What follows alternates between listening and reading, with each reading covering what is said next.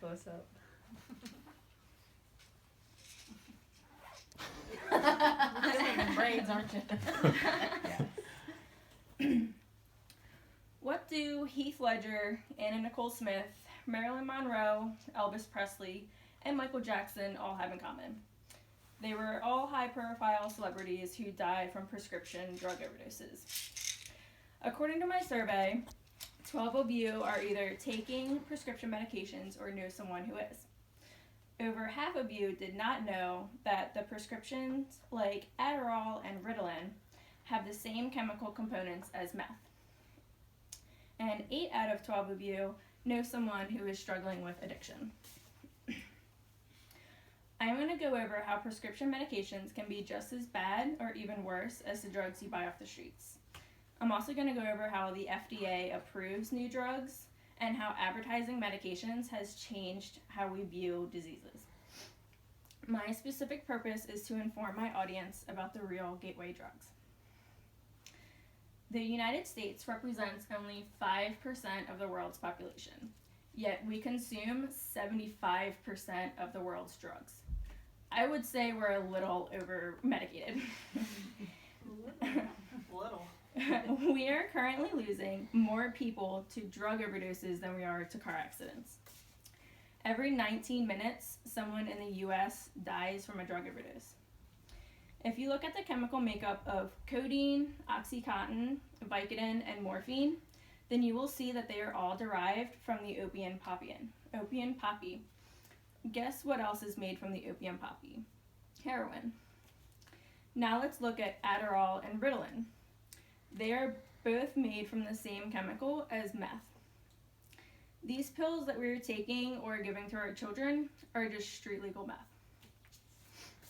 In 1971, Richard Nixon began the war on drugs. Since then, the war on drugs has cost the US over $1 trillion, and the prison population in America has risen over 700%. A whole generation of doctors grew up not recognizing how dangerous these medications are. They were taught that if a patient comes in complaining of, their ankle or their knee hurting, they would just prescribe this medication and bam, the pain would go away and nothing bad would happen. But they were so incredibly wrong.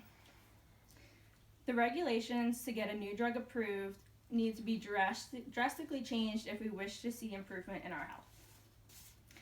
To get a drug approved by the FDA, a manufacturer has to only submit 2 positive studies showing that the drug worked better than a placebo. The manufacturer gets to pick and choose which studies they want to submit, meaning there could be 50 other studies that resulted in people going blind or growing a tail, but they don't have to submit that. They just have to submit the 2 positive studies. That's it. And then the FDA approves it, and bam, we get a new drug on the shelf. So what happens to all that data from those other studies? These companies spend time and money hiding all of that data. They make us believe that the drugs are worth much more than what they actually are.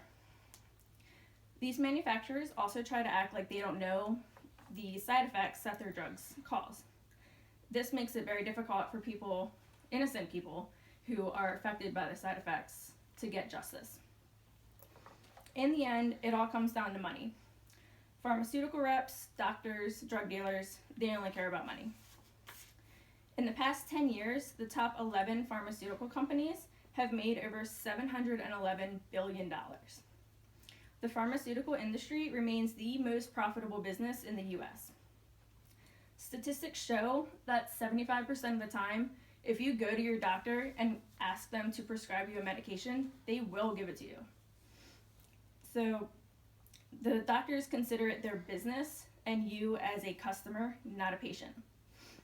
We are one of 2 countries in the entire world that advertises medications. The advertisers can even say, ask your doctor if such and such is right for you.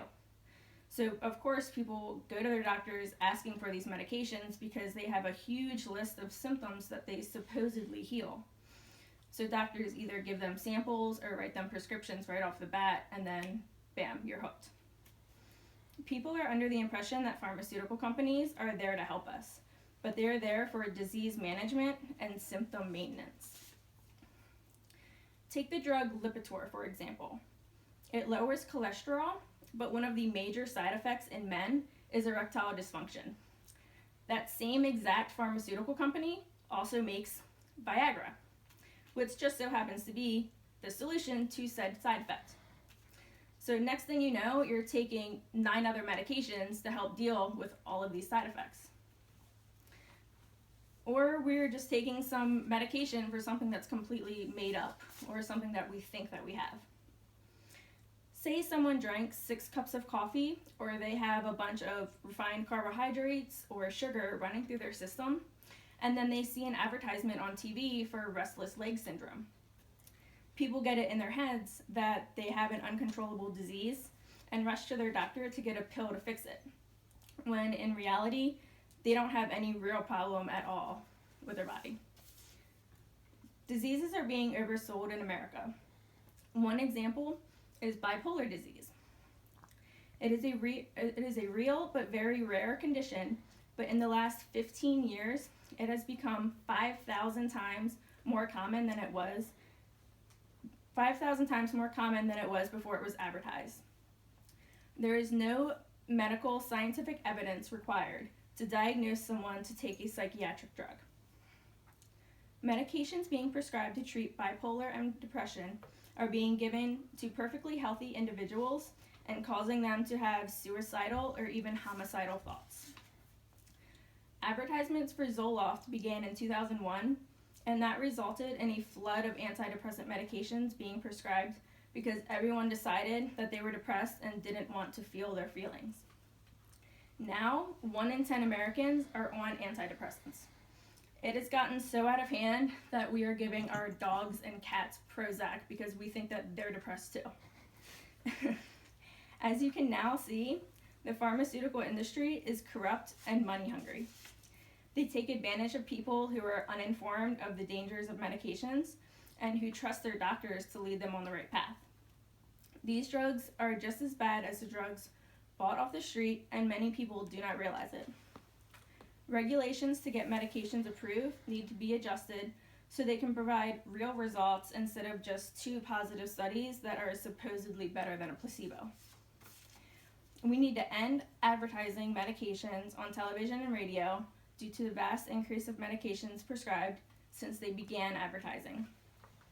There are many changes that need to happen when it comes to the pharmaceutical industry, but nothing will change until everyone is informed.